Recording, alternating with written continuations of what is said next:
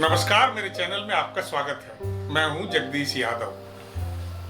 हर हफ्ते एक शख्सियत आपके सामने लाता हूं। कई बार खाली तस्वीरों से काम चलाता हूं। कोशिश मेरी रहती है कि मैं लोगों से बात भी करूं। आज मुझे मौका मिल गया जीएन झा से बात करने। नाम है इनका गंगानाथ झा और घर में और उनके जो बहुत प्रेमी लोग हैं टुनटुन बोलते हैं। आज इनसे हम बात करेंगे। बीच बीच में मैं इनकी खींची कुछ तस्वीरें दिखाता रहूंगा। विचार ये आया कि जितना इनका वास्ट एक्सपीरियंस है वो आपके सामने रखा जाए। उस दौर की जो फोटोग्राफी थी, खासतौर से फोटो जर्नलिज्म, उसको ज्यादातर फोटोग्राफी कहा जाता था। तो जब फोटोग्राफर थे तो ज्यादा मजे करते थे। अब टोटल फोटो जर्नलिस्ट हो गए। हालांकि तब काम भी वही करते थे, जर्नलिज्म का ही करते थे, लेकिन तब इतना अनसर्टेनिटी नहीं होती थी। उस दौरान कैसा देखा इन्होंने पत्रकारिता को, और आज जो ये पत्रकारिता कर रहे हैं इसमें क्या बदलाव है, इस पर हम लोग बहुत फॉर्मेलिटी की तरह बात नहीं करेंगे। हम थोड़ा मस्ती की तरह बात करेंगे। जैसे ये मशहूर हैं, हर चीज में कुछ इस तरह की बातें कहती हैं कि लोग हंसने लगते हैं। तो मैं कोशिश करूंगा कि ये इनका व्यक्तित्व है उस तरह का, वो भी आपके सामने है। आज आपने मौका दिया मुझे हमसे बात करने का। मेरे घर में ही मेरे फादर भी मतलब जर्नलिस्ट नहीं थे, नॉन जर्नलिस्ट थे, लेकिन वो अखबार में काम करते थे। पटना में इंडियन नेशनल आर्यावर्त हुआ करता था उन दिनों, बहुत बड़ा अखबार माना जाता था। तो हम लोग मतलब ब्रॉटअप उसी अखबार से हुए। मैं घुमक कर रहा हूँ शुरू से। मुझे घूमने का मतलब ऐसे ही निकल जाइए बिना किसी उद्देश्य से। अरे 12 बज रहा है, अच्छा चलो तो खाने में 2 घंटा है ना, घूम के आते हैं। कोई काम तो है नहीं, पॉकेट में पैसा रहता नहीं था। आज भी कम ही है लेकिन चल जाता है काम। गुरु रहे, नेचुरली गुरु रहे हैं वो, विक्रम कुमार। वो हमारे वो रिश्तेदार भी हैं भी। तो आज इन दिनों बहुत दिनों से उनसे संपर्क नहीं है। तो वो इंडियन नेशन के नाम इसलिए उनको चर्चा कर रहे हैं कि वो मतलब बीजारोपण जो हुआ, आप जो कंसीव करते हैं कोई चीज़ ना, तभी तो होगा। आप जो कंसीव करते हैं तो भैया हमारे रिपोर्टर थे इंटरनेशनल में, फुल फ्लेज रिपोर्टर थे, और वो भी थे। तो आना जाना उनका भी लगा रहता था हमारे यहाँ। क्या चीज़ हमको भाता था कि उन दिनों 84 के समय में ना इंदिरा गांधी का जो असिस्टेशन हुआ तो कर्फ्यू लगता था। आप जा नहीं सकते हैं, लेकिन आप अगर अखबार वाले हैं तो आप जा सकते हैं। तो वहाँ कुछ हो रहा है, हम बाकी कोई जा नहीं रहा है, हम जा रहे हैं। लोग बोलता है पत्रकार पिटाता भी है। अरे चलो लोग कोई बात नहीं, पिटा देखा जाएगा। तो वो बात की बात है। क्या होगा उसको, थोड़ा पहले से निकलो तो घर से। तो वो तना बना बोली में हम लग गए, लेकिन आता तो कुछ नहीं था। लेकिन ये था कि जैसे बाबूजी को रात में खाना पहुंचाना जाना है, आप जब भी गेट में घुसेंगे कट टेलीप्रिंटर पीटीआई से न्यूज आ रहा है, ये सब करते करते तो वो आस्ते आस्ते आपके जहन में बसता गया। अच्छा आज ये है, मैं देखूंगा। ऐसे ही झाँक कर देख लेते थे पीटीआई से क्या है, पीटीआई पता ही नहीं है क्या फोटो आया है। तो देखते कि कोई प्रधानमंत्री है। अच्छा ठीक है, पीटीआई रख दिया भाई। घर में हमारा यहाँ कोई पाबंदी नहीं था कि आप IAS बनिए कि यूपीएससी बन गए तो बहुत बढ़िया, सब ताली बजाएगा। नहीं बने तो कोई डांटेगा भी नहीं। दोनों ही बात है। हम कह नहीं ठीक है। तो बोलता है पैसा नहीं है, आपके तो अभी कौन है, काम कर लेंगे, देखा जाएगा ये होगा। पटना में क्या होता है, आए दिन ना प्रदर्शन बहुत होता है। जैसे दिल्ली में प्रदर्शन ना बड़ा सिस्टमेटिक होता है कि आपको इतना दूर दे दिया गया, आप उसी में चिल्लाइए मिलाइए, जो करना है घर से जाइए, ठीक है। और लेकिन पटना में क्या होता है कि बड़ा हिंसक हो जाता है। और डाक बंगला चौराहा है, वहाँ पर आए दिन किसी न किसी रूप में किसी चीज़ के लेकर प्रदर्शन होता था। तो जो रेगुलर बीट करने वाले उनको लगता था चलो ठीक है। हम लोग जब देखते थे अब किसी को कोई जाने दे रहा है, हमको देख रहा है वहाँ पर, हमारे दोस्त यार सोचता था अच्छा प्रेस में आ गया है, प्रेस में आ गया, ठीक है। तो हमारे जो भाई साहब थे तो उनके पास जो कैमरा था वो वैसे हैंग किए हुए थे, उनको टांगे हुए थे। कुछ नहीं, कुछ पता नहीं चल रहा था क्या करूँ नहीं करूँ, कैसे क्या है। F3 कैमरा था उनके पास। तो पटना जंक्शन के पास एक गोल चक्कर है, तो वहाँ पर पूरा सुनसान सड़क हो गया, कुछ नहीं। तो मेरे सामने जस्ट सामने में ना एक मतलब कि दरोगा रैंक का आदमी खड़ा था, और उसके पीछे हम खड़ा थे। मेरे पास कैमरा था, हमारे भाई साहब थे, वो कोई दूसरी तरफ शूट करने गए थे, कुछ करने गए थे। देखते हैं क्या होगा। हमने थोड़ा सा फ्रेम बनाया और दरगाह को पीछे लेते हुए पिस्तल उस्तल लेके सड़क आगे पूरा खाली मैंने मार दिया, शूट कर दिया। ठीक है, इनको बताया नहीं कि इन्हीं के साथ फिर जाके डेवलप करते थे, तो डेवलप किए। बड़े तुम खींचा है, हमने हाँ खींचे तो हम ही है भाई। ठीक है, तो अरे अच्छा शॉट है, शॉट है तो चलिए जो करना है कीजिए, बाकी हमको पता नहीं क्या करना है। तो इंडियन सा आर्यावर्त 87-88 में ना बंद होने के कगार पर आ गई। तो बंद होने के कगार पर आ गया तो सारा प्रोफेशन पैशन सब चला गया पीछे। ठीक है, हैंड टू माउथ होने लगा फैमिली सब, मैं हम ही लोग नहीं और भी।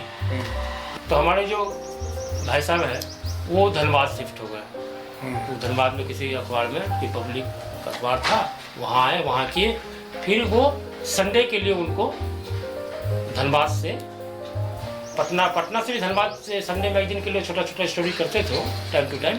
तो बोले कि टुनटुन सो ऐसा है कि हम स्टोरी करेंगे तो तुम्हारा पिक्चर का जरूरत पड़ेगा।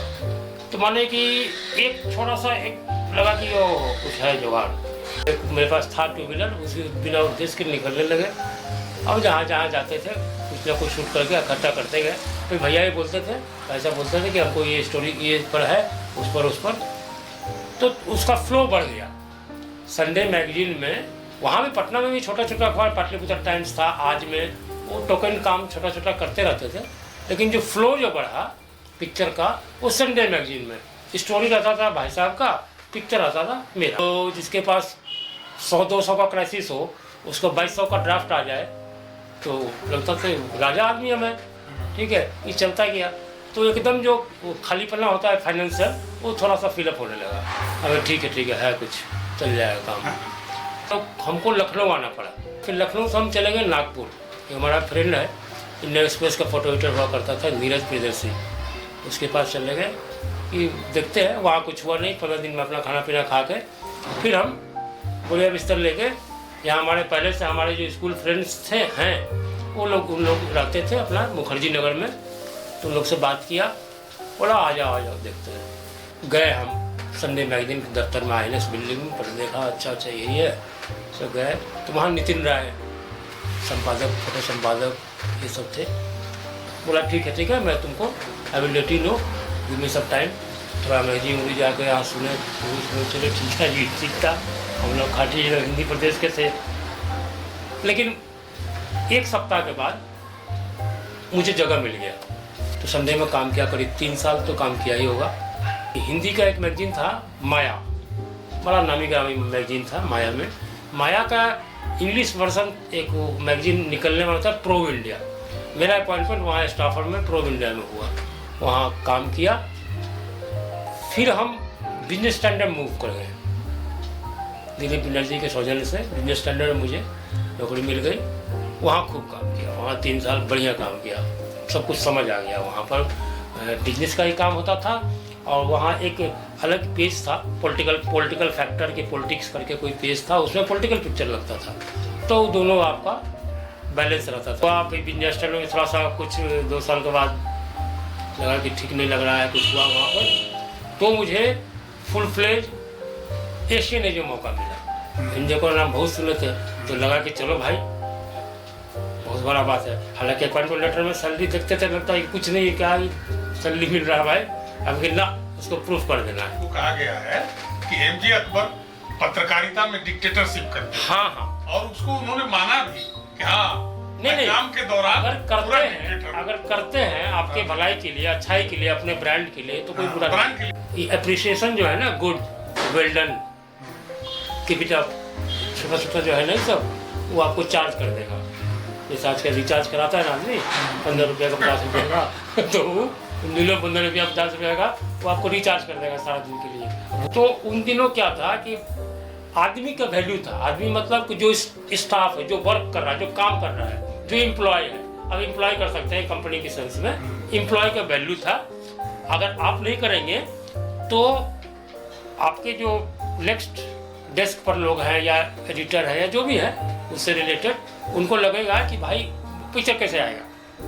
गूगल का जो हाथ पैर फैला है उससे क्या है, उन लोग को अब हर चीज़ एक्सेसिबल ज़्यादा हो गया है। वैल्यू जो है ना आस्ते आस्ते आपका उनके प्रति वो कम होते जाता है। आप जहाँ काम कर रहे हैं ना, उनको लगता है कि आप सेकेंडरी हो गए, पर प्राइमरी में थे आप। एजेंसी मतलब वो सबके लिए है, दुनिया के लिए है। वो जर्मनी के लिए भी है, करोलबाग में अखबार निकलता है उसके लिए भी है, और राजपथ टाइम्स उसके लिए भी है।